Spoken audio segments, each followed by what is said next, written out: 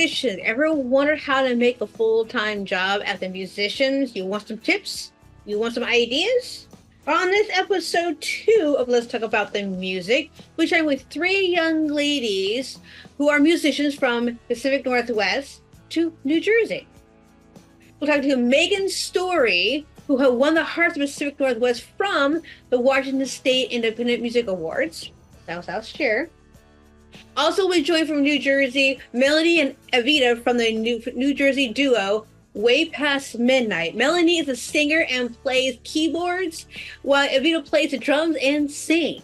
These amazing artists will show how they support themselves and the community by what they love to do, music. But first, let's kick things off with Papa Satch playing my brand new theme song. Hit it! Let's talk about the music. Let's talk about the band. Let's talk about the music. Let's talk about the sound. Let's talk about the music. Let's talk about it. Let's talk about the music. Let's talk about it. Let's talk about the music. All around.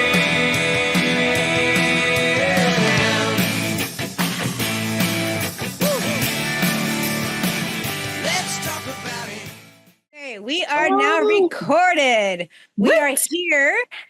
Right. So we're going to go around the room really quickly for each of you. You guys have 5 minutes each to tell us about yourself, because this show is going to be audio and visual. This is going to be loaded up to like Spotify, anywhere people wants to hear podcasts. And then 3 days later, it's going to be on YouTube so people can see our beautiful faces. Yay. Yay. All righty. So we'll go with Melody first. You go first. So, hello, my name is Melody Blasenheim, also known as Melody Stevens. That's how you'll hear of me on Facebook and social media. That's my stage name. My dad's name was Steven, but Melody is real. And that is on my birth certificate. And yes, my family was highly musical. And nice. Here I am in music. So I'm a lifelong musician, singer, music teacher, and very happy to be in a group with my partner here called Way Past Midnight Music, my partner, Evita Belmonte here. And we are using all of our skills to have a full-time life in music, our performing, our teaching, our directing, our producing. So at any given time, we have 6 to 10 different projects going on, and it all pieces together to this exciting, wonderful life in music, doing what we love and supporting ourselves doing it.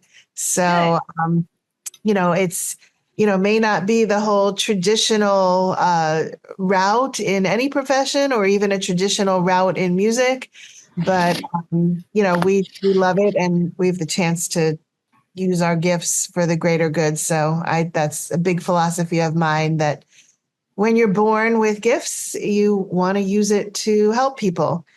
And the more people you can help, the better it feels. So, and that's definitely a secret to having a life that supports yourself in music. So, let's see. Wow. So when I was in high school, I didn't know what I wanted to major in. I was undecided going to college, but all I cared about were the music programs in the colleges. And my guidance counselor said, well, if all you care about is how good the music programs are, why don't you major in music? And I was like, wait a minute, you can do that? I was like, what? What? Like, I didn't even know, right? Because it's almost like music as a profession, like, is not real to a lot of people. And for me, being a teenager, I'm like, what? Wait, I can like actually do what I love? What? And I went for a music college. I got in, and rest is history. So I'm a crossover singer. I sing everything from rock and roll to opera. And Wow. yes, and Way Past Midnight is super eclectic in not only the types of projects we take on or gigs we take on, but also in the styles that we perform. So I'm a longtime business owner. I owned a music school business for 22 years. So I've employed many, many musicians, many of which also had a full-time life in music. So I noticed patterns in these, Right. wonderful individuals that I, got the pleasure of working with for a long time. And I feel like now that I'm not, so I no longer have the music schools, but now that I'm out on my own with my own group and doing all kinds of stuff with Evita here, I am, I just lost my train of thought. It's what's going on. Very, just creating a life, networking a lot, and living a life. So I am living in New Jersey, in Manalapan, New Jersey, with my husband of almost 30 years. And he's Nice. so cute. His name is Michael. And I have a 22-year-old daughter, very talented daughter, who just graduated college with a degree in musical theater. So, and I have encouraged her to pursue her passion and her dreams and, live a life in the arts, and wouldn't have it any other way. So, Cool. All right. We're going to pass the torch to your partner, Vita. So Hi. you guys, you got 5 minutes. Tell them who are you? Okay, who am I? My name is Evita Latson Belmonte. I go by Evita Belmonte, which was my married name. And I really had a very, very eclectic start in the music business in my youth. I was approached by a few people to start a band reminiscent of Sly and the Family Stone. And we were 7 members. And they asked me, they heard about me from a high school friend of mine. And they came to see me because I played trumpet in high school. Oh, wow. And Okay. so a friend of mine, who we were neighborhood friends, also played saxophone. So the two of us got together with these guys, and we did Sly and the Family Stone music and played our horns and rocked it on stage and this and that. And then they found out, maybe by accident, that we could actually sing. Oh, So, wow. surprise! We started doing, all kinds of top 40 music and harmonies and a little show music as showstoppers at the various places that we played. We emanated primarily from Long Island. We played all up and down the Eastern Seaboard. We had a record out with RCA Records called Marching to a Different Drummer. And it was a phenomenal beginning that I had in the music business. People always aspire, hey, I want to work in the music business. Well, we Right. did a lot of singing for our supper, but it was really a lot of fun. We had agents and worked with some really top performers, Frankie Valli and Four Seasons, Andrew True, Chuck Berry. We were doing all kinds of wonderful things. We were also in a karate movie back in the day. It was filmed on an estate in Long Island, and we did the soundtrack for that. I was the producer at a very young age. Wow. Movie we did the music. So that was my early initiation into the music business. And we were together for almost 9 years, something like that. And we kept evolving. We had our ups and our downs and our in-betweens, but we loved what we were doing. And we tried our best to try to stay together. But what was started to happen was some of the guys they were married and their wives weren't so happy that this is the only way you're bringing home the bacon. So, slowly but surely people, slid away and, we had to break up. So fast forward, I'm doing a 9 to 5 like everybody else, just trying to make a living, doing whatever there was to do and all this kind of thing. And in between, churches came calling, can you come and sing with us? Can you play drums with us? I also play drums. And actually, I'm a drum teacher, a music teacher, actually. And so I was a director in a Protestant church. I happen to be Catholic, but I got my comeuppance in the Baptist church, and we rocked them. We rocked them, and I did that for almost 2.5 years. And just setting up the music. We did special presentations for Easter and Christmas, with the chorus. So that was another way to get me back into the music scene. And then I met this young lady right over here, and she at the time was involved with a preschool. So I was your second music teacher, right? Because the other lady went to the Board of Ed. Right. Yeah. So I became a preschool music teacher, 2 to 5-year-olds. Yeah. So this is a music. So I had a music school and 2 music-based preschools that I owned, and so one of the best things I got out of my New York preschool was this amazing woman. So that was a lot of fun. And then after a little while of being the music teacher, so we started in September, and in October, Melody comes to me and says, Evita, would you like to be our assistant director?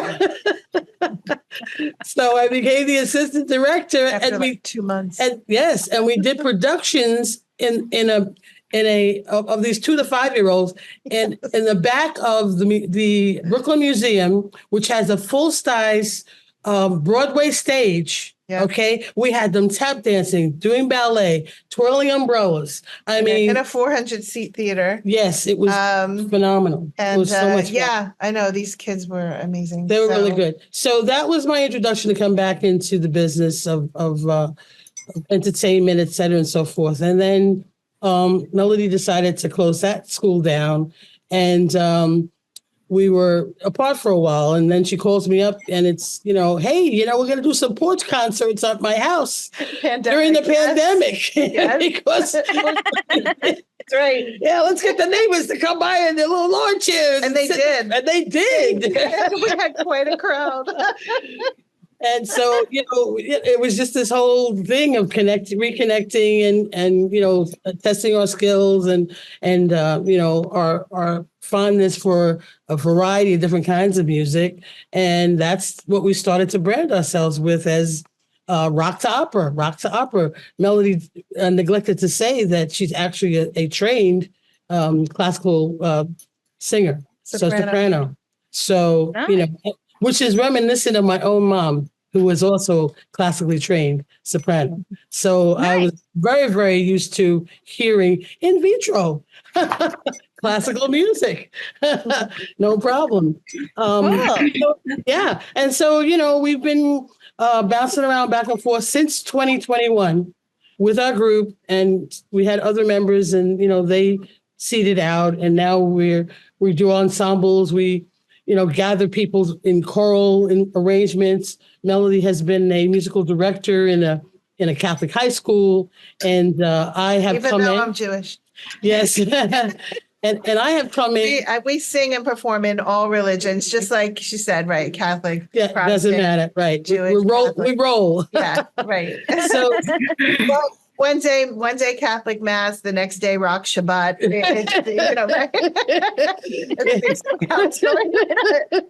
Truth be told. We're preaching with the music, Right. It's really, really cool. Do a rock opera story to Passover. Yeah, right? Yes. There you go. Yes. There's a reggae Passover that my family sometimes does. I like that. That must be fun. Mother introduced me to that. one. Yes.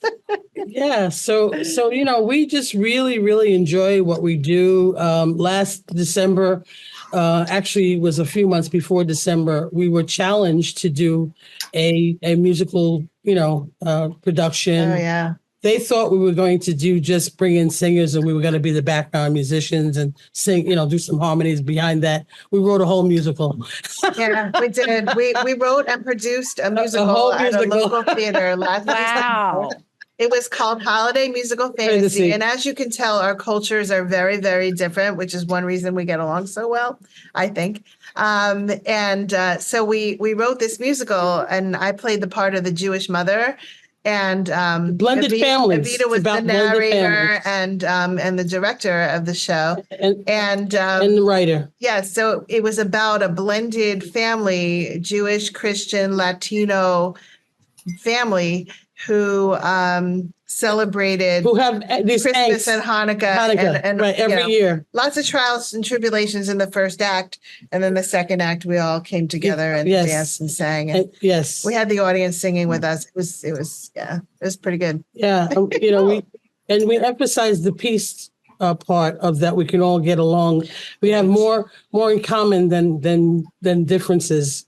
And in the play, that's what we brought out, because it's really about love. It's about love and, who you love, and not being told, what does that mean? You already know, but telling other people what it means to you. Very, very cool. We had a blast. We had a blast. Yeah. Yeah, it was really wonderful. Good. All right, Miss Maggie, you're up next. Hello. Tell us your story, girl. Oh my goodness. Okay. So I started singing. Did I mute myself? Can you guys hear me okay? Okay. Yeah, you're fine. Okay, because I keep accidentally muting myself. My mom says that I could sing before I could talk. I started singing when I was really young. The story that my family always tells is that I memorized the entire soundtrack to Jesus Christ Superstar by the time I was 3 years old and drove everybody crazy with it, ruined the record, and my parents had to go find me another one because I was not complete without it. That's a I great still have it. I still have that record. Songs. Yep. And so my mom put me in the Seattle Girls Choir when I was 7, and I did that for a number of years, actually. I sang with the Seattle Girls Choir for a long time. I did a lot of solos. I did a couple of operas with them, La Boheme and Les Mis, and we traveled around and did a bunch of stuff.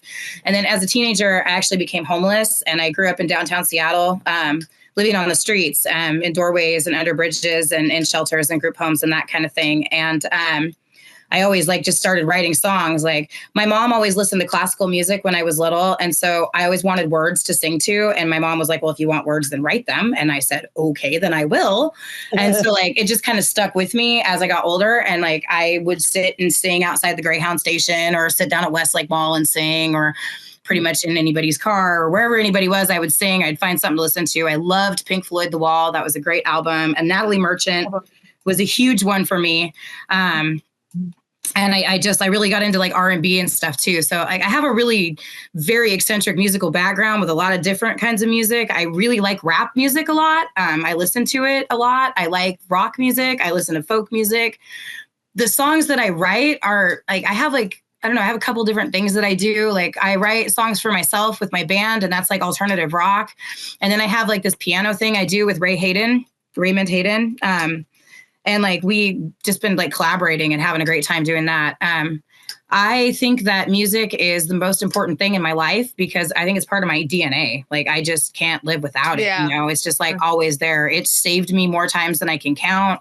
I've done a lot of things. I did videos when I was younger. I did, when I was 14, they took me into a studio and on Queen Anne and taught me how to mix and master my own song and, write a studio song. And so I did all that, and we did a music video, and I learned how to do that. And then we did a special on Channel 9 and talked about it and everything. And I look back at that video and I was like, okay, yeah, I wanted my music to tell my story and let people know where I've been and what I've come through and how I came out of it, which is kind of I don't know. It doesn't really work that way, but being able to tell my story along with being able to sing my songs helps. I think that there's a lot of people who don't really understand what it's like being a homeless person and growing up homeless and living that kind of life. And I think that there needs to be some light shed onto that, because it's different. It's a different way of life, you know? And you survived it. More importantly, you survived it. Yeah. I mean, I came out of it. I was emancipated at 16, got my first apartment, got a job, put myself through college. I have 2 master's degrees and I'm halfway through a third. I really enjoy learning a lot. I'm disabled, unfortunately. Huh? You love to learn. It sounds like you love to learn. Great. I do. I'm a lifelong learner. It's all about learning. Everywhere I go, I'm like, what can I learn from this situation? How can I make myself better? How can I grow from this? You know, that's really what it's all about for me, is just, you know, growth and meeting people. And I want to sing to all the people. And I actually just recently was in New York. So it's awesome that you guys are out there. I was there in April. Yeah, I played in Harlem. I love it out there. I want to come back really bad. I'm really excited to come back. I just have to figure it out. My daughter's having a baby in April, and so I'll be in Georgia for sure. Wow. So maybe I'll come up and do another stint in New York while I'm down there. Yeah, that's what I'm thinking. So we'll have to call you grandma, huh? I am. I'm third time. This is my third grandbaby. Oh, excuse me. I'm like, wow. Okay. Good, girl. Moving right along. That's a girl. It's beautiful. You look good. Thank you. Thank you. You know, it's just about writing songs and making music and singing to all the people and bringing joy wherever you can and letting people know they're loved, and, you know, no judgment, and just be happy. You know? Yep. That is good. So I'm Shells. I am the host. I've been a radio broadcaster since at a young age at 16. Actually, I want to do it at 12, but I didn't get into started till I was 16. My high school had a radio station, and so I was always into it. It's called KGHP, the 89.9, the Mighty P of Gig Harbor. And so I did that for 4 years. Went out to radio college in Clover Park Technical College. I've always been a DJ in my heart and soul, and then got into performing. Actually got into independent musicians. Actually, one of the clubs I used to DJ from, we actually had a Sunday just for independent musicians to play live. That's how I my little, you know, introduction to independent musicians. And I just kept on going, and I started performing as a pixie. These ladies got a chance to see what I look as the pixie, and then also the jester for Super Geek League. And so, so that's first background and what I've been doing. I mean, I've been doing this for quite some time. I had this 4 years, put it on pause to take care of myself and go get my own education. I'll be done this December. 2 more classes to go, and I'm done. Congratulations. And, yes, and so this is the second episode of the new Let's Talk About the Music after education. So, yeah. So thank you for being my second episode. Very good. Thanks for having us. Yes, absolutely. So the topic of the time of being was working full time as an independent musician. So I know Maggie is working full time. Melody's working full time. But Evita, you have a part time job along with it, or are you full time too? It's full time whenever we get gigs and are invited to do a variety of different projects that are musically infused. I'm there. And I come into our businesses emanates from New Jersey. You know, we have an LLC here in New Jersey, but I come in and I have my favorite couch here, the flop on, for, you know, when we're doing, you know, whatever we're doing on this side of the river. And it's just been amazing. We've been invited to do a lot of different kinds of things now. We have our upcoming intensive workshops with our participants who are, what's the age range? Ages 7 to 18. 7 to 18. And we started this is going to be our 11th. Yeah, since 2021. The first one we ever had was Return to Broadway. Nice. And it was themed that way. It's only 2 days. When Broadway reopened after the pandemic. Yeah. So we named our workshop that. So these are weekend-long, intensive workshops for talented kids, of a wide span of age ranges. It's kind of like a one-room schoolhouse in music for a weekend, and it's so much fun. We work up like between 12 and 15 songs, and you put all these kids together, usually around 13 to 15 kids. And we put them together as backup singers, a lead vocalist, keyboard player. Evita and so I play keys and I sing, and Evita plays percussion and sometimes bass and sometimes guitar in our workshop. And sing. And we teach and train these kids to listen to one another, to stay together, on the beat, and develop stage presence. Just like Way Past Midnight Music which is our business and also our band. The songs are very eclectic. So this next one is September 14th and 15th. And we have a song from Phantom of the Opera. We also have the song Safe and Sound, which is just pop, rock, sports. Crazy. Yeah, right. Crazy song, right? But, whatever combination of instruments and vocals that we get with these kids, we put it together into 13 to 15 ensemble numbers by the end of the weekend and present a show to their friends and family, on Sunday night. Mm-hmm. And it's just a blast. It just gives us and the students the ability to immerse themselves in music all weekend. So this will be our 11th one since September 2021, which was our Return to Broadway show. This next one is called Heroes versus Villains of Music. And we had to develop our own COVID protocol for people to come into the place where we have our workshops. Yeah. 21, so people, 2022. We've had people sitting in our audience with masks on and all that kind of thing. Yeah, and some of our participants would wear masks. Yes. But the show must go on, and we did. Yeah. Yeah. All right. So, so I guess my thing is, I go to Maggie. Is that, how can you start being a full-time musician and make a wage out of it? I think a lot of people are going to be asking, well, how are you able to do all this stuff, and just how you make a living out of it? It's not easy. It is not easy.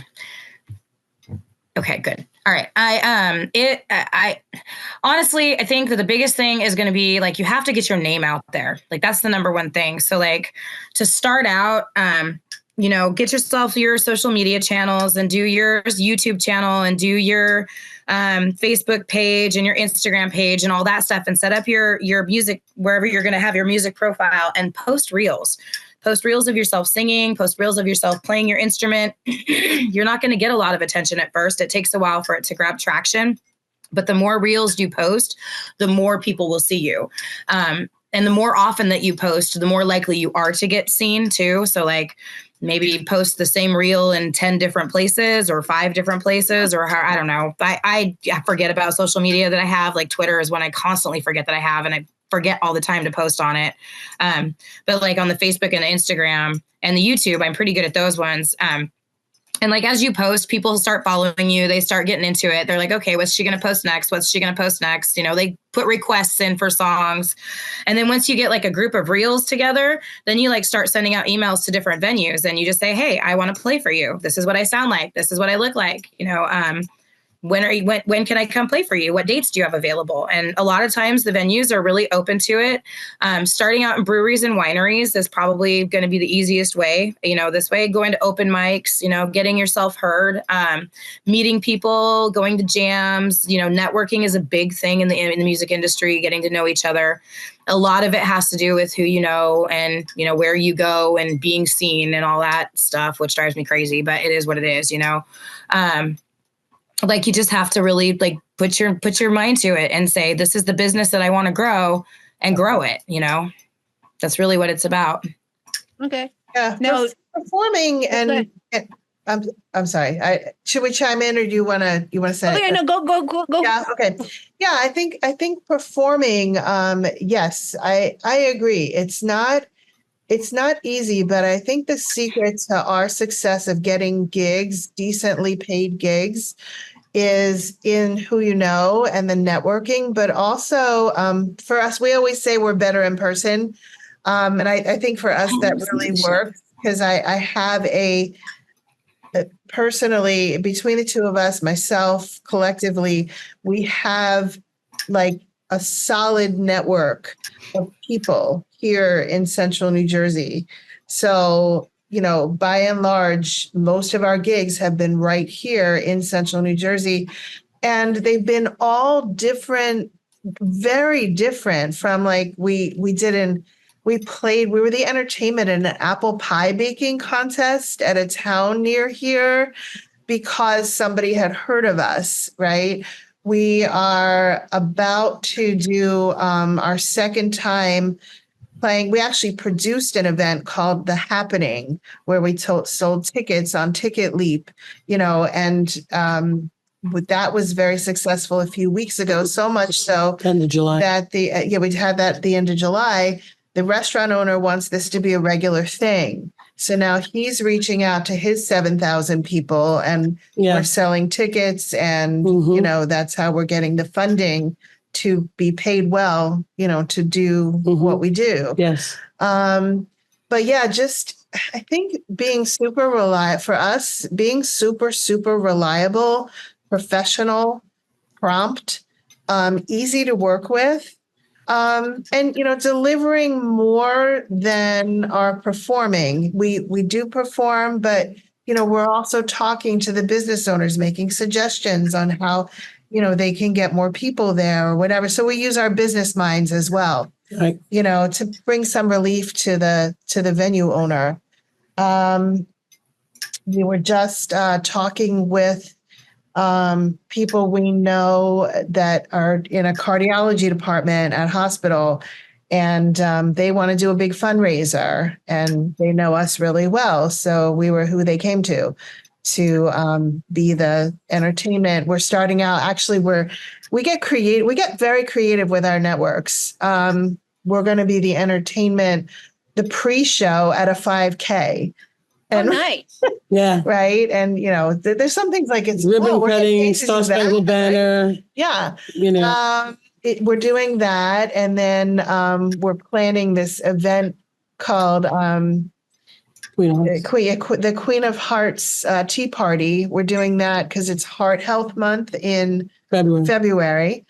And we do a lot of things. Yeah, I think to Melody's point, we've had to do a lot of things creative, and that we've had people. With other people, and we've had to produce a lot of these things ourselves, and generate the income for us to continue to say that we're working as full-time musicians. Because for us, unfortunately, we don't see ourselves in a lot of basic environments, like, just anybody's bar and, and other places like that. I mean, we've done coffee houses and we've done an ice cream parlor and, Oh, wow. Okay.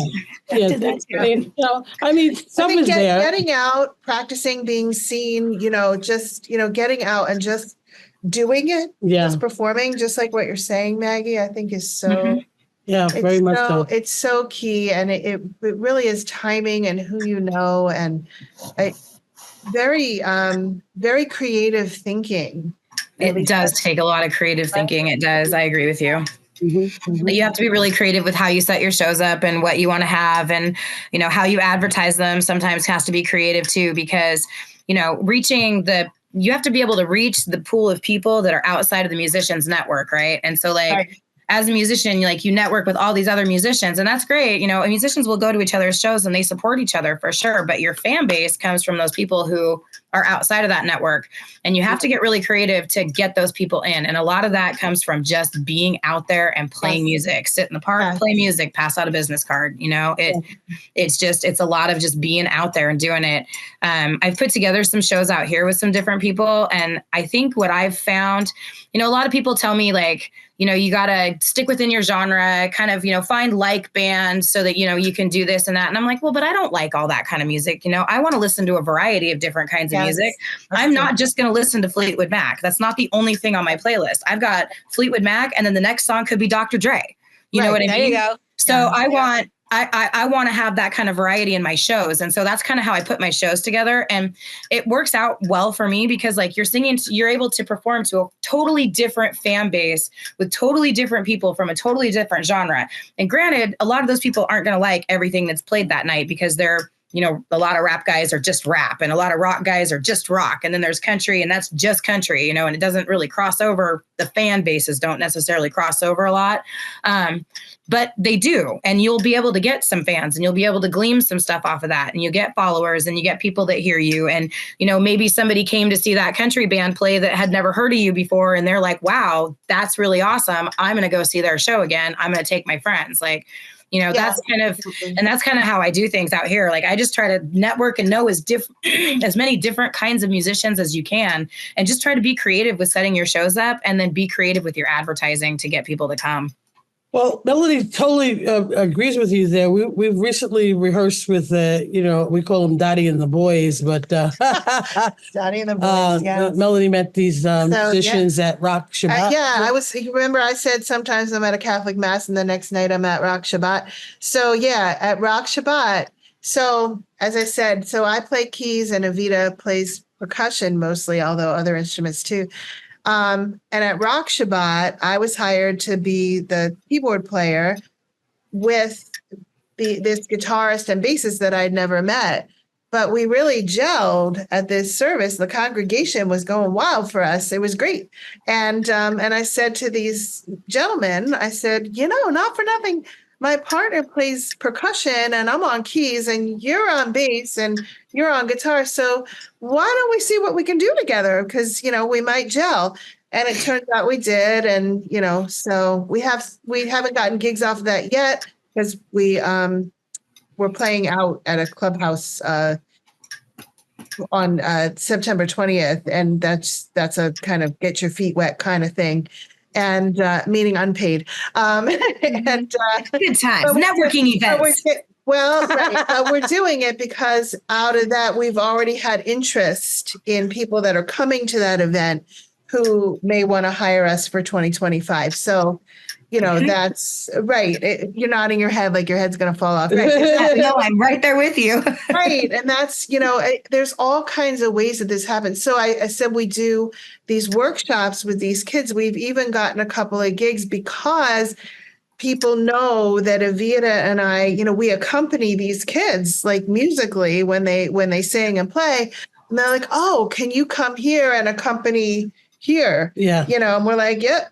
Here we are. Well, we did an elementary school spring concert, the two of us as the musicians for the choir in New York. Yeah, in New York, in Queens. Yeah, yeah. And Melody was a director in the Catholic school, and when they would have their variety of different musicals, what was it, The Little Mermaid? I was the percussionist for The Little Mermaid. Yeah. So and just recently, it was the percussionist for an original musical called Coyote. All kinds of Latin-based sounds and feels was the music. It was fantastic.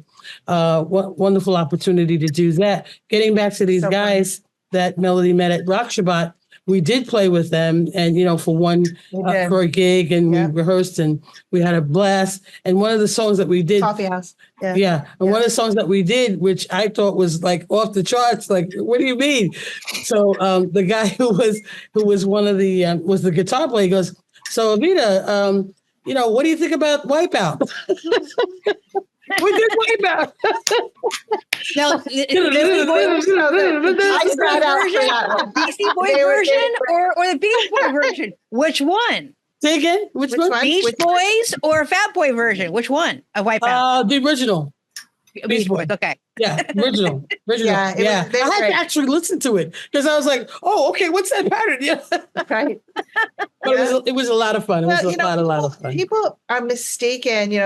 Maggie, I'm glad you're joining us on this and sharing. We all seem to have similar thoughts on this. But like people think that you have to be like Pink or Meghan Trainor or, somebody like or Lady Gaga or else nothing.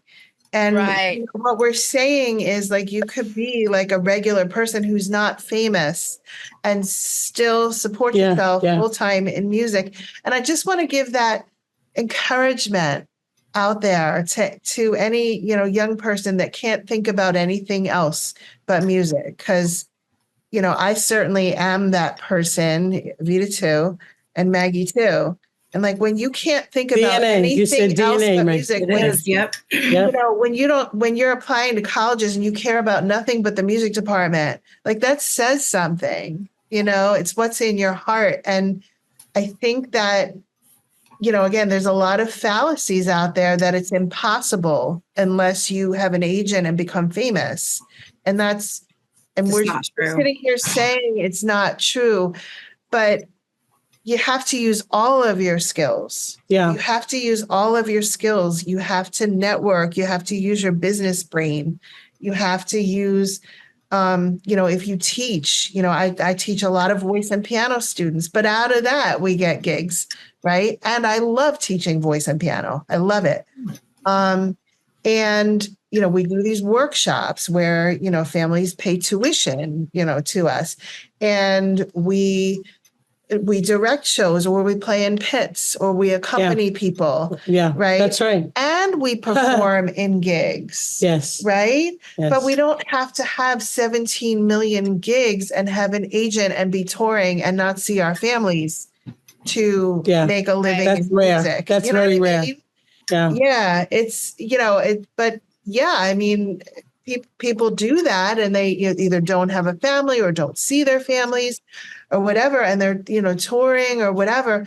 You don't have to do that in order to be a full-time independent musician. There's lots of places in the music business for people to be. I know people who play brewery gigs and do open mics and they're doing just fine. There's lots of different ways to do it. There's lots of different spots and spaces and niches. And, you just got to figure out where you're at. I got to see you guys. I'm really, really, really, really happy to hear you guys doing the music school thing. I don't know what it's like in New York for the public school system, but out here they're doing away with the music programs, and it just breaks my heart. They did away with it out here a long time ago, sweetie. Yeah. They and that just school a long time ago. That's insane to me because, the only reason that I was ever introduced to the violin or the flute was because of public school. That's right. And I'm like, those two things really carried me through a lot of years. I mean, I play the guitar and the piano too, but the violin and the flute were those were my first real, I wanted to learn how to play those instruments. And I got up at the butt crack of dawn to go to school 2 hours early to go to class, so I could learn how to play the violin. And I think that that's something that kids today are really missing. And I love that you guys are doing that because man, we got to have musicians. People have to know how to play actual instruments. Yeah, we're out passing it on to the next generations. It's and it's very fulfilling. I mean, we're conductors as well when we're called to conduct something, or whatever. It's you're immersing yourself in what you love, and that's I guess for us, it's using, as I said, all of our musical skills, performing and right. Mm-hmm. We have to be sensitive to the path, and you have to look at what does that mean to you. How does that open up for you and others around you? Working with a lot of different kinds of musicians and talented people, some of them not as talented as you would want them to be. But if it works for a particular situation, you rehearse enough and you can, put it across, then, that person is grateful because now you've exposed them also to what their possibilities could be. It's all about possibilities. And you have to believe, you have to stay positive. It's not that easy. It's better when you've got, a partner or a friend or somebody who also can encourage and say, hey, I think you can do that. Let's try it. I agree with you 100%, but I want to, if it's okay, can I add something to what you just said? Absolutely. It's not, it is about maintaining that positive attitude, but you also have to understand too, that it waxes and wanes, right? Always. you'll have periods of time where you're flying high and everything's going great. And then all of a sudden you're down in the dumps and you're like, why am I doing this? But you have to just keep moving forward, because I actually find that when I'm down in the dumps and I just don't understand why I'm doing this and I like feel like giving up, like those are the moments where the biggest things start happening for me, you know? So like, you know, it waxes and wanes, it changes. Like it's never just a steady path, you know? No. Oh, And no. sometimes you fall in a hole. Right. It's not a straight path at all. No, it's not steady. Yeah. Not even but it's cool though. You know, things will roll in from here one day and then, I don't know, 6 days later, something else will roll in. But you're right. There's disappointments, there's rejection. There's, you know, this is not for the faint of heart. No, not at all. Business in general is not for the faint of heart. And the music business is certainly not. So, yeah. Just like listen to you guys, because I was feeling, well, you guys all know, I was feeling kind of dumped earlier about things that happened yesterday. And I was telling Maggie privately before I came on here that I wanted to cancel this episode because I feel really like depressed a little bit, because what I went through yesterday, it was okay, but it's not what I was expecting to happen. Sure. My own network for this podcasting. And so you're right. And you have this, like, you're positive, you're going at it, you're doing all this stuff, and all of a sudden you hit this one little snag and it throws you completely off, and you need supporters from all you guys to say, no, just keep going. The show must go on. Yes, the there show you go. must go on. Even if you feel like crap and you don't want to sing, you still got to get up there and sing. There you go. So just like even though I'm just a podcaster, you guys got to get there and sing your little hearts out for what you guys are passionate about, and I get to talk about it and have a little pep talk same time listening to you guys. Exactly. Okay, I get it. It works. It's awesome. But that's part of it too, the support of others. You know, you were down, but we were up, and now we're all up, you know, because we're all seeing that those possibilities, and more importantly, we're feeling it. You know, that's part of life is the roller coaster ride. We had it when we were younger, but when we were younger, it was easier to overcome them because we didn't know any difference. We didn't know. It was just like, we didn't know the difference. Everything's coming at you. Yes. You know, to your point about, you know, the ups and downs, and you know, it can't possibly be up all the time, but it's not down all the time either. It's very much, as Evita said, a roller coaster ride. And I think it's important that when we inevitably feel, you know, down or overwhelmed or stressed or, you know, whatever, that we take a deep breath, you know, talk it out with our partner, if need be. And or your animals, because they don't talk back. They're right. I have a friend that I talk to too. Not letting it stop you from your dreams, because it's very easy to get completely derailed. And yes, it is. Several times in my life, I certainly have.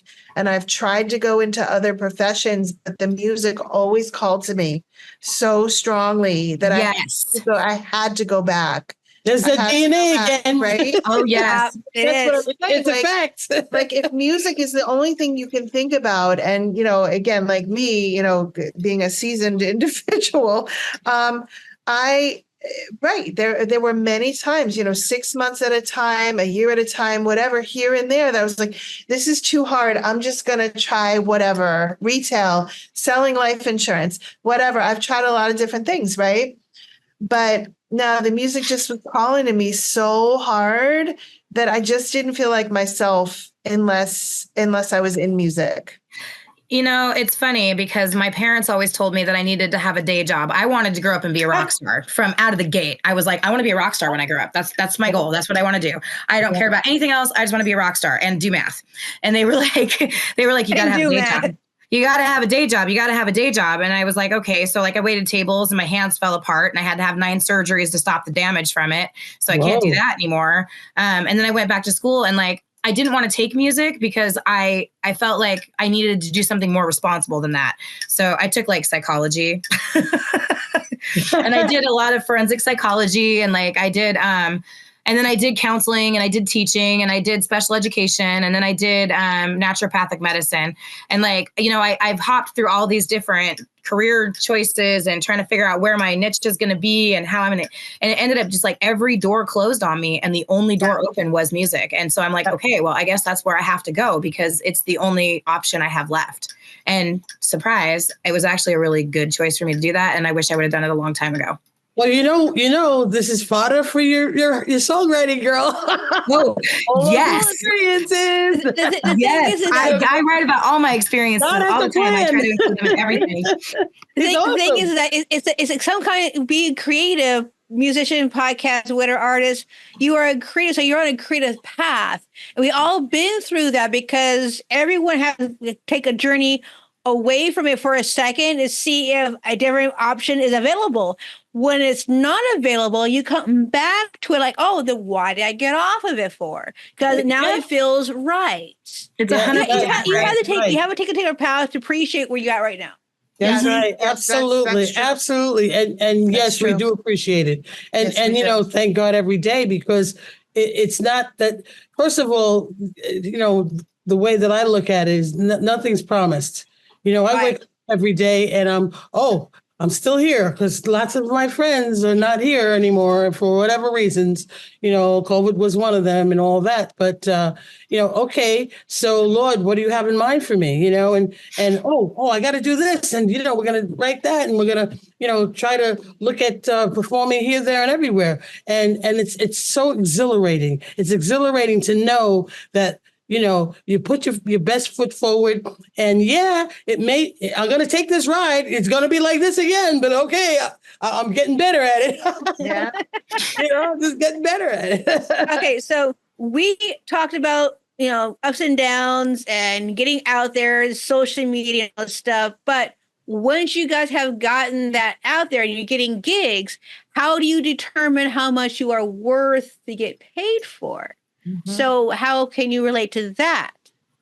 So, that's a great question. That's a great question of the hour. And this is evolving for us right now. It's evolving. What we are noticing is that we have to really know the details of the gig before taking the gig and before quoting a price. Even today, there was a meeting that we had, and we have to get details before we really give them that written proposal of a quote. Now, these details include: do we have to bring our own equipment? Will there be people there to help us? Is there a sound technician there? How long is the gig? What if the gig runs overtime, right? Are you going to does overtime, right? A lot of times it does. And you've got to pull out 10 songs out of your elbow, right? What happens there? What if people have requests for songs beforehand that you have to learn? How many songs are you going to learn outside of your current, hundreds of songs repertoire, right?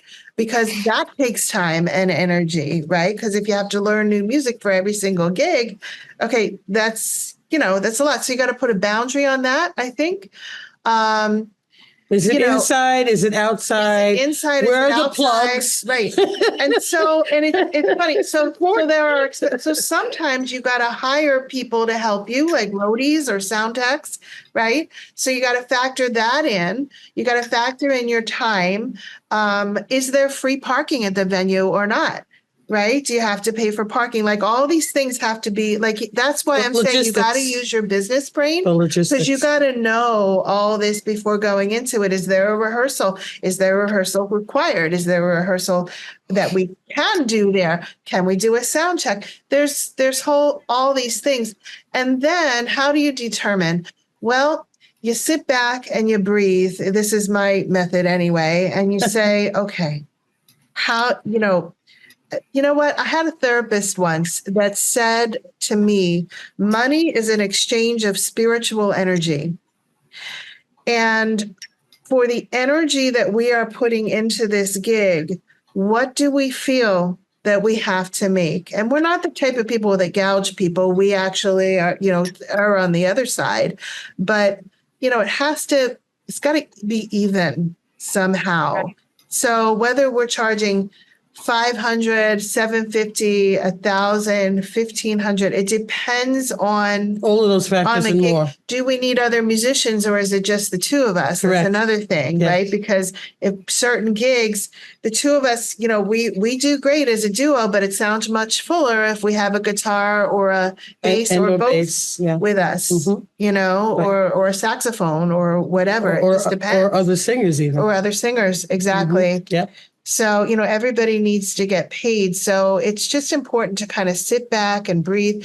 And then, like so many people will tell you, oh, we have no budget, or I'm doing this on my own. Well, if they want live music, they have to pay. And so I would encourage my fellow musicians not to fall into that trap of no pay or low pay for, just because something else is around the corner. Because around the corner, it makes you feel like you're on a hamster wheel. And May I so you got to get off that wheel. One of the things that I find is a very, very good technique is, okay, well, we need to know by, because we just sit around and wait for them to say, can you play for us? Oh, well, we got this much opening of time, and we're going to, now that we've talked about all the things that Melody was mentioning, okay, let's look at whether or not we can do your gig, because that's important. A little bit of here you are, Meghanne, you're talking about psychology.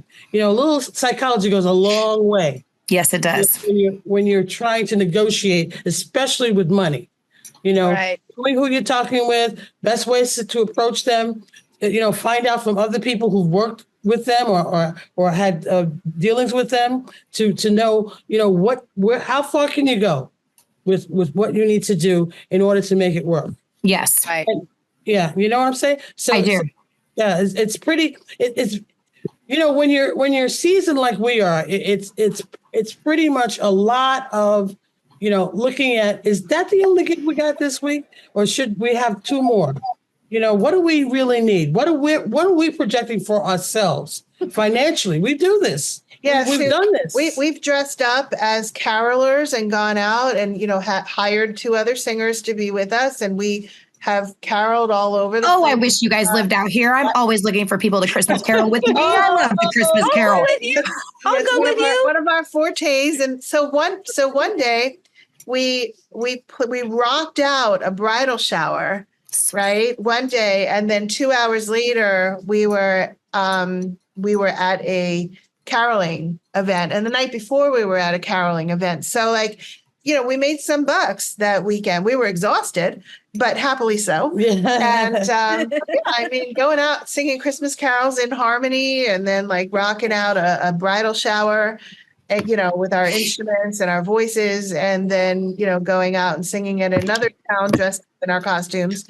And, we get to take pictures of all. We have bonnets, for our caroling. We get to take pictures of all shades and sizes of Santa Clauses. I love it so much.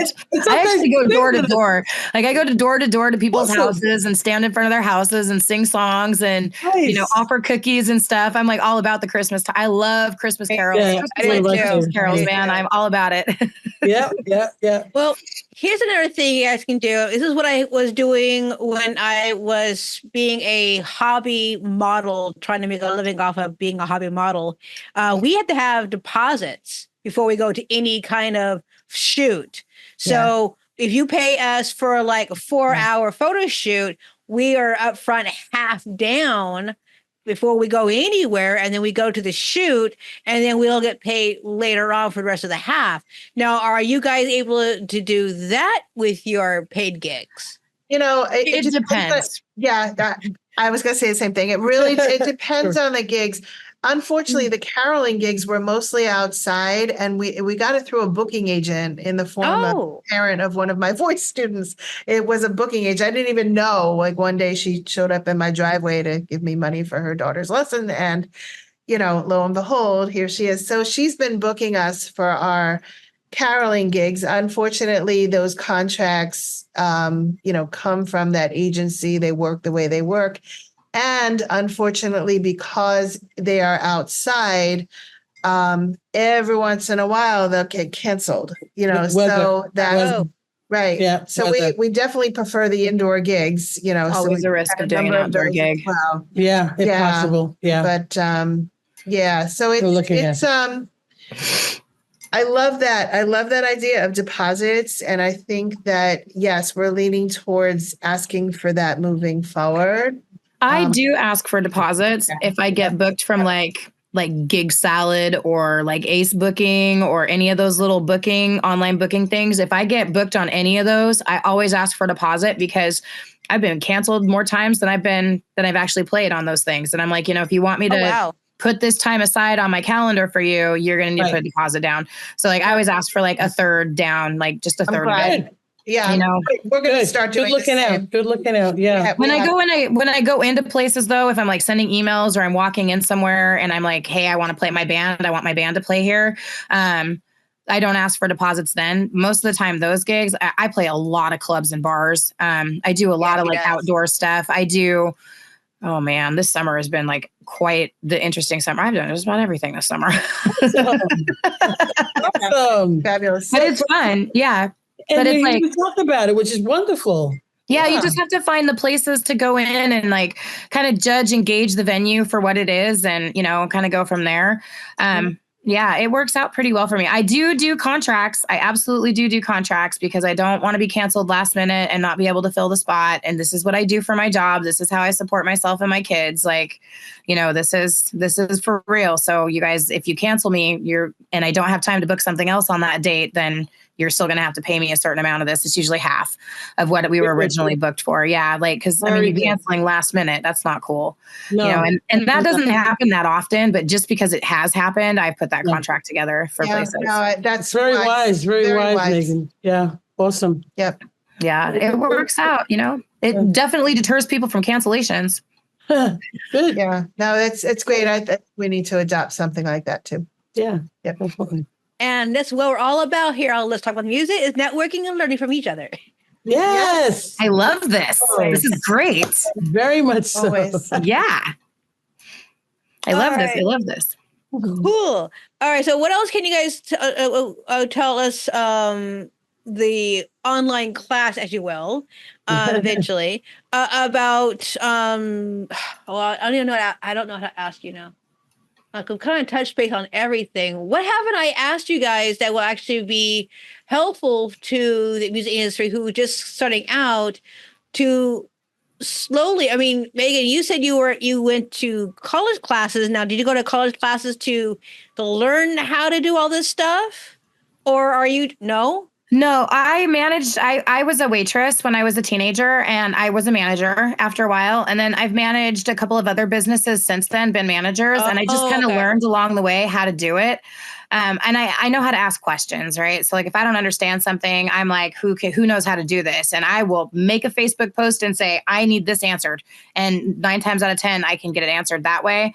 If I still am looking for answers, then I can I go through my networks and I'm like, how do I fix this? How do I solve this?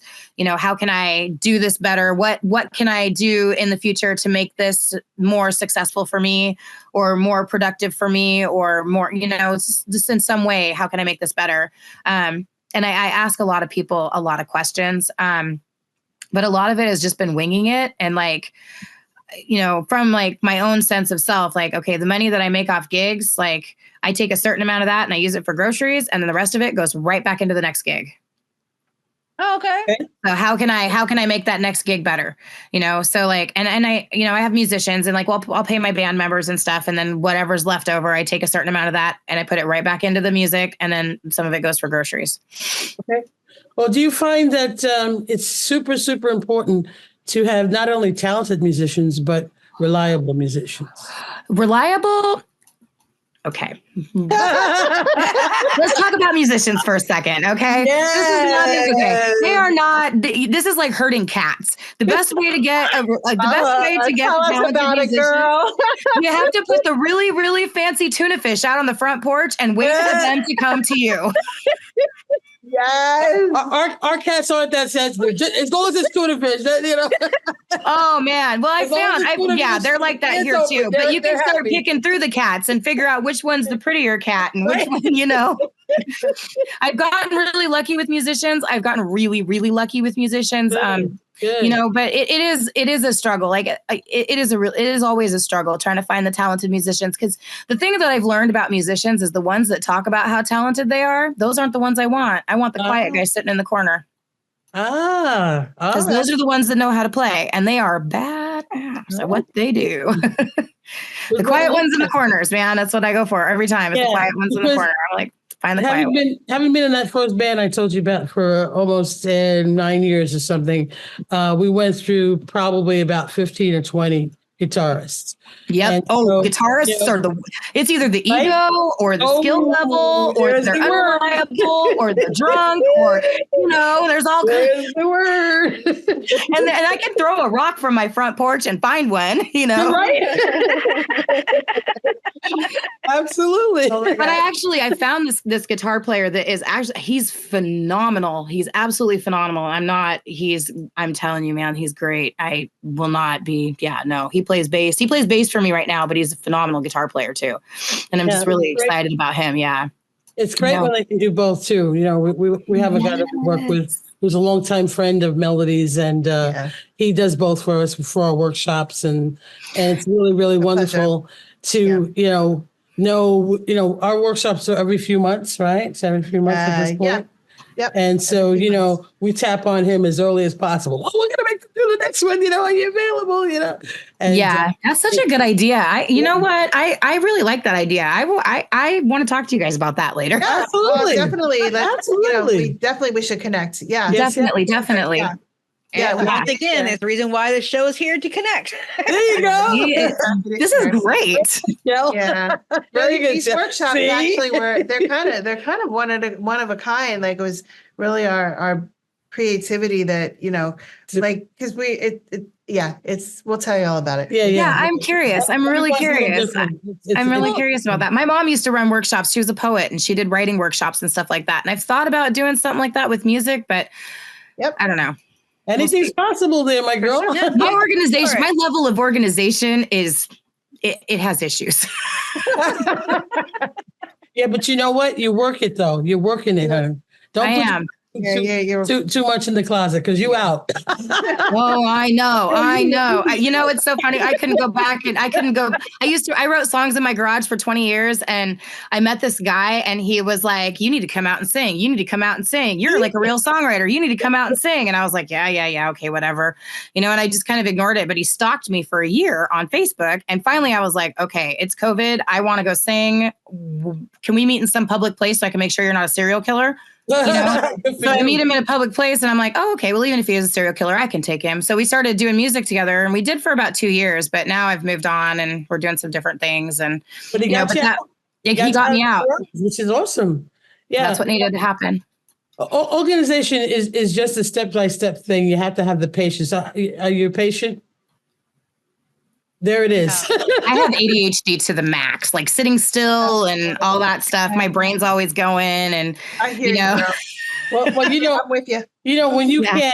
When you can't, you elect to have someone else help you with that. Oh, you're good at that. Would you mind helping us out? Would you mind helping me out with this? I have a couple friends, and I'm starting to delegate something like making posters. I don't do that anymore because I always forget. But it sounds like you got a handle despite everything else, and at the same time, you're rolling through everything well, and you're having fun. I'm having a blast, having fun, and that's what it's about. It's really the time of my life. That's one of the reasons that Melody and I were talking about. Hey, we don't want this to be a stressful thing. We don't want it to be feel like we got to sing for our supper. We really want it to be something that we're enjoying and others are enjoying, and and then when the performances get to a certain point and everybody's really having a great time, you can feel the love. Yes. That's the part. I love that energy. That's what I look for every time. I just feed off of it. Yes. Mm-hmm. That's the deal. So that really enhances the DNA. It does. It does. It makes all the little molecules go, woo. Yeah, exactly. Exactly. Aren't you glad you did this today? Yes. This was the best decision I ever made. I'm like, wow, I'm glad that door was open for me because it was a good door to go through. Exactly. As it has been for us too. We feel the same way. It's been really, really, and it's good to have a place and a way to reflect on how do we get here? Why are we still doing this? Right. And being able to talk to others and you have a fascinating story and it's something that you should be in front of others, especially youth, especially young people. Hey, Man, the kids. There's a way. Don't give up. Don't give up. Don't give up, man. There's always a way. Yeah. There's always a way. Yeah. So that spurs me on in terms of, that's the way I like to talk to people in my community and young people when I'm around them too, that, hey, if you think about it, what's your favorite color? You start out with something real simple, and you take it from there. What's your favorite song? And just make a noise. Make noise. You start to get them interested in not only themselves, but hey, that my friend likes that song too. Oh, that's good. See, you see. So there's and that's the same thing with adults, by the way. We forget about our inner child sometimes. Yeah, we do. It stop. But it's our inner child that really helps to propel wanting to just enjoy it, just to have fun, and things of that nature. So we do what we have to do business wise and every other way to not be canceled and not lose money. Right. But we can't control everything. So sometimes it just happens. Yeah. So yesterday, I went out to a mixer, which I thought was something else, and it turned out to be not what I thought it was, but it turned out a great experience. Okay. So what I learned, and Maggie, you can probably be part of this too, is that they come out there and they support local music. Yeah. And it's just a big, huge organization where they get in here and they start talking. They had all sorts of people coming to this thing, talk about the business side of the music industry. Mm-hmm. And it was very fascinating to watch. So I know we have it here in Tacoma and here in Seattle, but what about New Jersey and New York? Do they have something like that out there that you guys can network out there?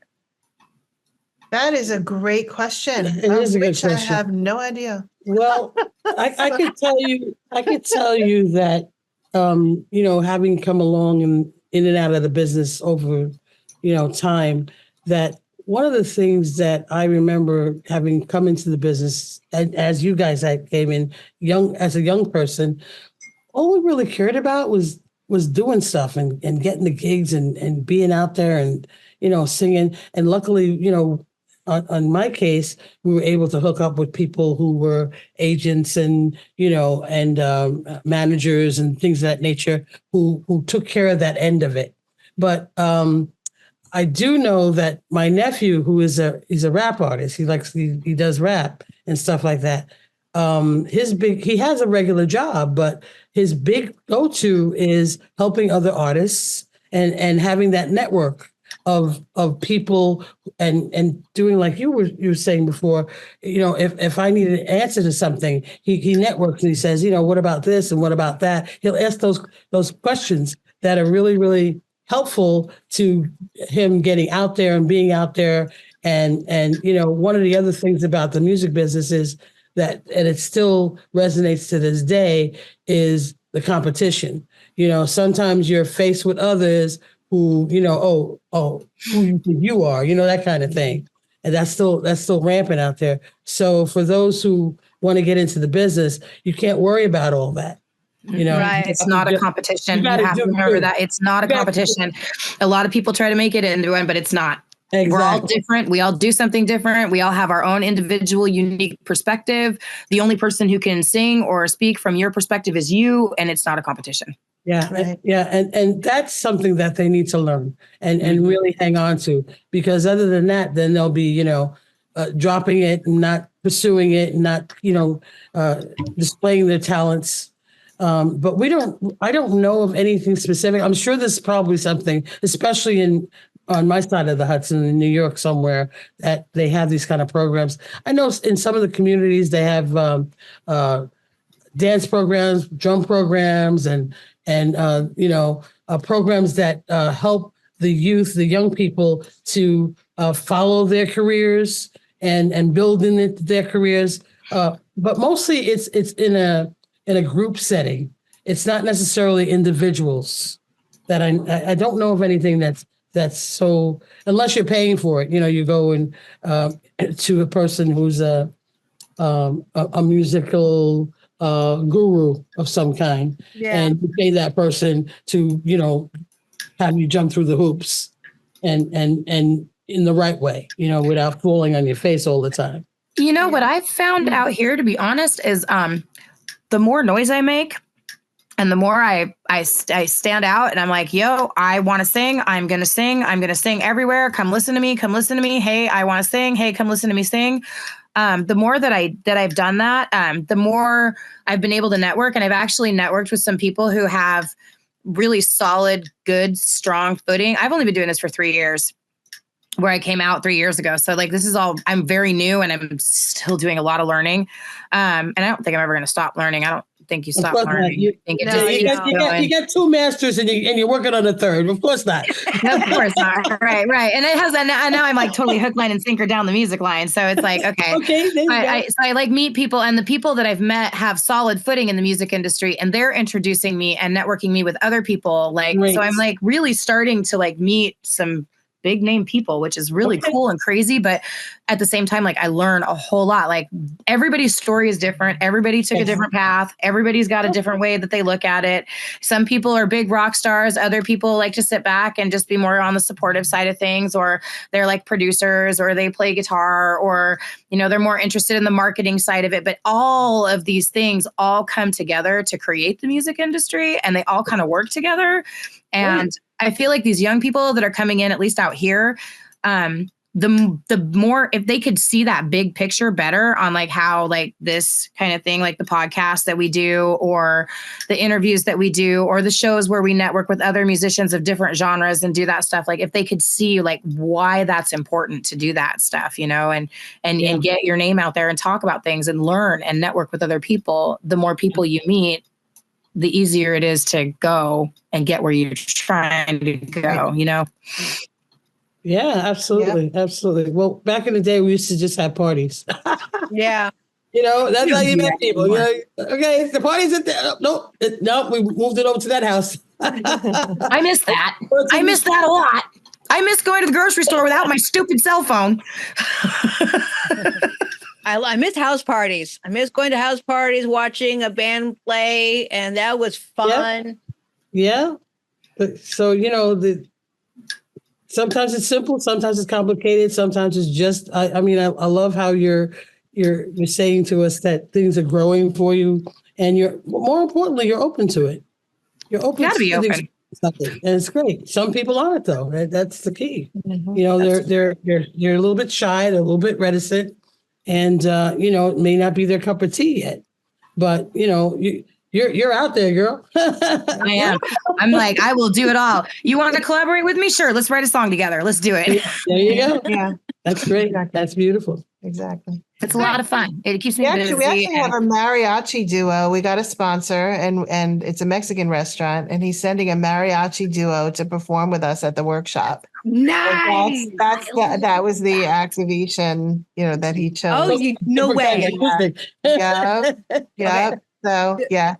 So real quickly, how me and Melanie met. We'll give a plug of our Sponsored Collective program. We met through Sponsored Collective. She was you got in 2-3 weeks after I started it. Yes. And then we were going through my thing, what I'm planning on doing with the rebranding of Let's Talk About the Music. And she stopped me. She goes, "What are you doing?" And I told her briefly, and you are a musician too. There you go. So If you guys really want to network and do sponsorships like that, we're going to plug Sponsored Collective here. Let's talk about the music, because I network with Melanie. There's a few festivals that we network on Sponsored Collective. And so if you're interested in being a sponsor, they're not sponsoring this program, but we'll plug them anyway. And so, and Melanie over there got her first sponsor. Yep. With her teaching. So, Yeah. Okay, see, look, we being applauded. we love applause. yeah. We live for it. Yes. All right. So, is there anything else you ladies want to say to the young audience or people who are looking to, we want to do full time, but how can we do it? What is the takeaway that you guys want to say to these people out there who's trying to do this? I want to say, jump in with both feet first. Don't give up and don't be discouraged. Yeah. Jump in and just do it. I'm saying if this is all you think about and this is what you want more than anything else in the whole wide world, go for it with all your might, with all your heart. And, don't give up, because, get through the hard knocks, and there's like a lot of paradise on the other side of those hard knocks. Okay, so there is a sky, okay, and when we look into it, it's pretty vast. And when we put ourselves out there, okay, we're a part of that sky. So reach for the stars. Yes. Nice. All right. One thing before we end the show, and plug your guys' self, I am keeping one thing I am from the original show, which you guys don't know about this part. I'm keeping the hot seat where you three can ask you one question each. Oh, ask me one question each. Yeah, one question each. So there's your chance. I have a question. How tall are you? I am 4'11". Wow. And Awesome. when the goddess made me, she made me all equal portion. Okay. All so tiny, all pixie version. Okay, so you're tiny titan. Yep. Yes, I am. Tiny titan. Excellent. I am a Norwegian and Native American, but I'm more Norwegian than anything else. And so a friend of mine who was a Viking, she told me, well, you're not really a Viking, you are a pet. I was like, I'll bite your ankles off first. What's your tribe?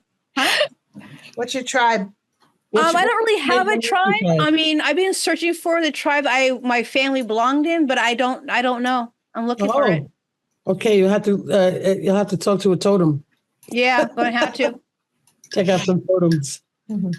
I did that ancestry DNA thing to find out what I am, and I found out that I'm Native American. I'm 5 different kinds, though. Really? Okay. Yeah. Like it's a melting pot in here. I understand. I have a question. Okay. I want to know what it is about music that draws you.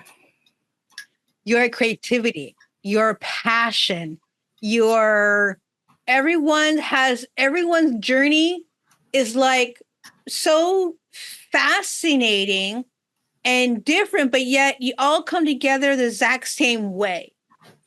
And it's so interesting to hear everyone's story, and I'm just fascinated by it.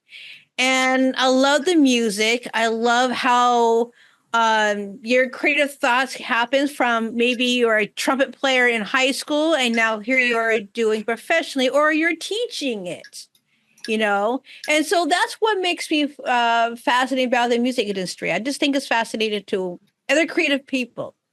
So I just love it. And I love the songs. I love everyone's music, talented from singing to, I don't know, just something about you guys that everyone gets my heart joy. When I was putting together the radio station, that was the first idea I was supposed to do. And I actually got the station going. I was listening to everybody, and my heart is so happy that I was able to do this. And then now the station is not going at the moment. I still feel bad, but I'm starting my podcast. So now my heart's happy again because I get to meet you guys, and eventually I'll get out and meet Melody and Vita and go out there. So that's what I like about it. I just love. We'd love to have you out here. I'm gonna meet you Both of guys you. because I come out there Yeah, you sometimes. too, I'm man. gonna totally meet you guys.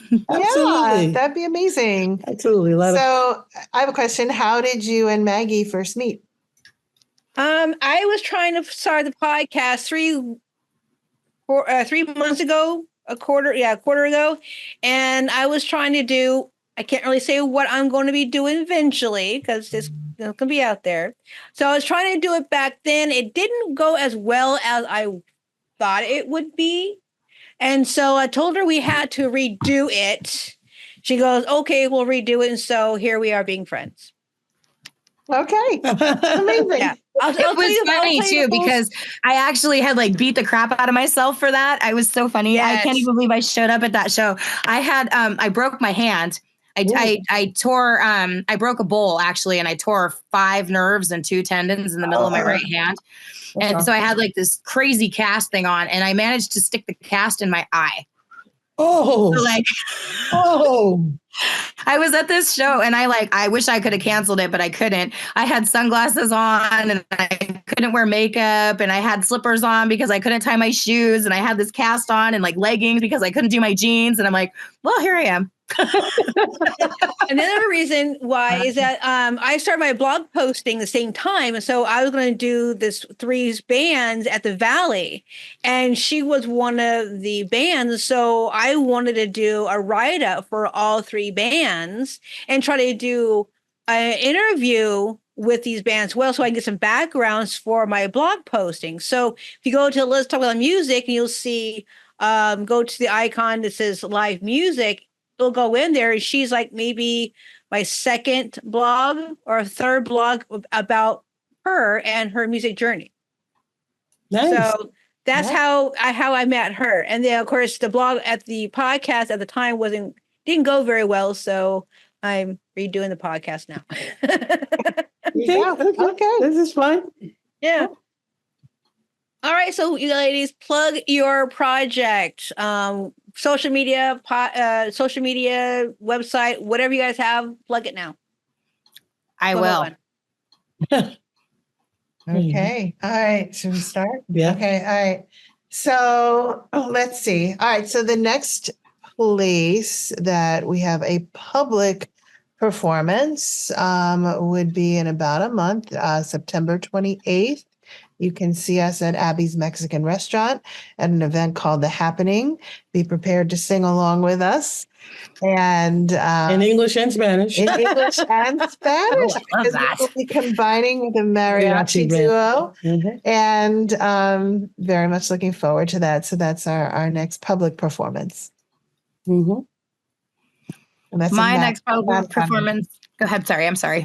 Sorry, Matt, I forgot to tell you where it was. It's Central New Jersey. So Mattawa, New Jersey. Yes. So how do we find you? Do you have a webpage, Oh, social media? Right. Yes. I was just thinking about that. Yes. So our website is waypastmidnightmusic.com. And if you would like to find out more about us or to book us for an event, that's where to go. And just go to the contact page. Yeah. Waypastmidnightmusic.com. We're pretty interesting. We are. Yeah. Cool name. Fun. We've been told we're fun. Real quickly, guys, Melody, now, do you guys play original music or house music? What do you guys play? Yeah. So on gigs, we've been playing mostly covers, although we've also written several originals. So we'll throw an original in there, Okay. in the middle of the covers. Yeah, we also do. Well, we definitely do rock to opera, and it's very eclectic. And well, I mean, Melody has a thing now where she does the song from Fiddler on the Roof. She does "If I Were a Rich Man." She sings it. It's like people go crazy.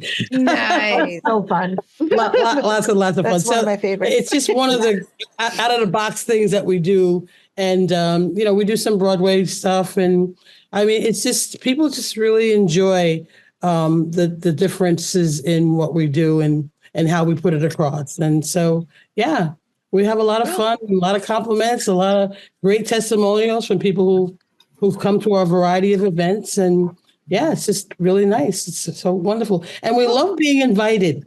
We really do. It really does. Yes, thank you for inviting us to be on this podcast. You're very welcome. We You're very appreciate welcome. that. And meeting Meghanne. You're awesome, Meghanne. You guys are awesome too. I'm really glad I got to meet you guys. All right, Meghanne, plug in. And then I have a Facebook page and an Instagram and all that stuff, but you can actually find all of those things on the website, which is meghannestorey.com. Okay, very good. Very All good. right, guys. And then I am Michelle, the Let's Talk About the Music. You can check out everything I have on Let's Talk About the Music.com or LTATM.com. And yeah, I'll have you guys check you guys out. I'll check you guys on the next episode, which I do know is coming up, but I'll leave it a surprise. Because Very good. these episodes might be out of sync, so I don't want to say, hey, it's going to be this and it's going to be something else. So, you know. Very good. Yeah, a woman's prerogative. There you go. Exactly. We reserve the right to change our mind at any time. At all times. All right, guys. Thanks. Ladies, Thanks be for well. joining us. See you guys next time. Thank you so much for having us. You're Yes. welcome. Well, thanks so much for joining us on the second episode of Let's Talk About the Music, where we join Meghanne and Melanie and Evita on how they work as a full-time musician. So do you guys have any tips to how you guys work as a full-time musician? Do you have any topics you want to have a conversation with everybody as a one platform?